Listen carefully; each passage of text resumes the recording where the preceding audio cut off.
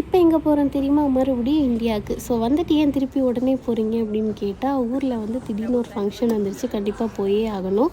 Husband இந்த வாட்டி வரல. ஸோ அத்தை நானும் பசங்களை கூட்டிகிட்டு கிளம்பியாச்சு.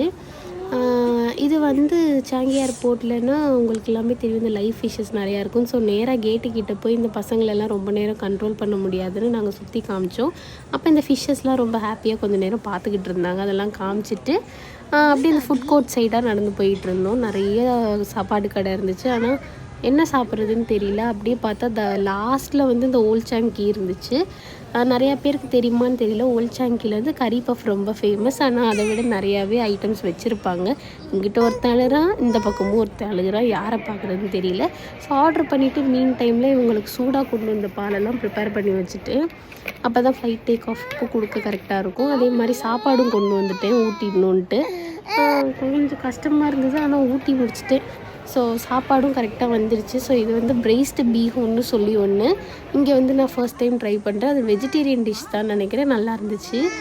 சேமியா மாதிரி இருந்துச்சு, ஆனால் அது நூடுல்ஸ்னு சொன்னாங்க. ஸோ இவர் என்னமோ அம்மானு கூப்பிட கற்றுக்கிட்டாரு. என்னை முன்னாடி போகவே விடலை. அம்மா அம்மான்னு கத்திகிட்டே வந்தான். ஸோ நினச்ச மாதிரி பாலெல்லாம் கொடுத்தோன்னே டேக் ஆஃப் அப்போவே பசங்க தூங்கிட்டாங்க. ஸோ முன்னாடி 3 சீட்டு ஃப்ரீயாக இருந்தது, அத்தையை விட்டுட்டு பின்னாடி போய் நான் சின்ன பையனை வச்சுக்கிட்டேன்.